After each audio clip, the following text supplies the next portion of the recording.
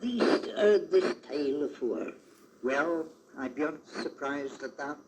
It's about the man who stole the butter and he put it in his hat. Maybe you'll excuse me if I tells this tale again. This farmer were my father, and this were his man Ben.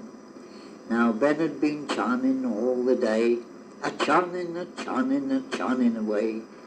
The weather was cold, and his fingers was numb, and the butter ran uncommonly loath to come. The churn went round, and the crane went splash. Ben gave the butter a goodish pat, and put it into his old felt hat. No sooner had he put his head into it, when father come out, and he seed him do it. He didn't cuss, nor he didn't swear, for he knew what Benny's weakness were. Father was up for a bit of fun. And father were up for a bit of fun. These can trust the cat with a pet canary, or a hungry house dog in the dairy. No, you've missed some, Tom. No, it's no good. I can't You missed. He didn't. Yeah. No, it's no good.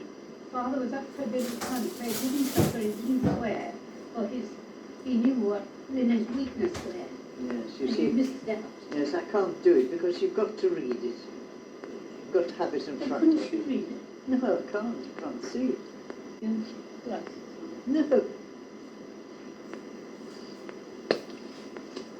No, we'll call it a day.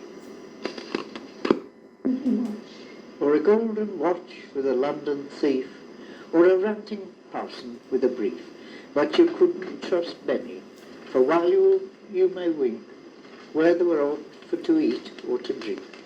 For whether the bread was white or brown, he'd like some butter to towel it down. Thank you. Thank you, Master. Well, thank you, Master. I'll bid you good night. Oh, stay, my trusty Ben. Betty shall. Betty shall draw thee a mug of beer. This weather's enough to shave a cat.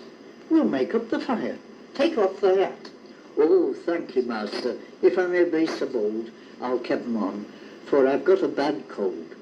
Yes, says father, then draw it nigher, and he shoves on coals to the great huge fire.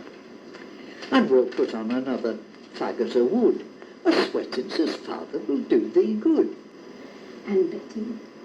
And Betty shall fill thy mug again, and put some... And warm it up with a drop of gin, and put some sugar and nutmeg in. Ben licked his lips. Licked his lips at the thought of that, but he was rather uneasy about his hand. Well, the fire burned up and the drink went down. Ben got rather gracy about the crown. Ben's clothes were such as they wouldn't spoil, but his waistcoat and trousers were soaked in oil. Down o'er his face his hat he thrust, and father with laughter were fit to bust. Sit, father, while men were all in a flutter, these catch thy cold of charming butter.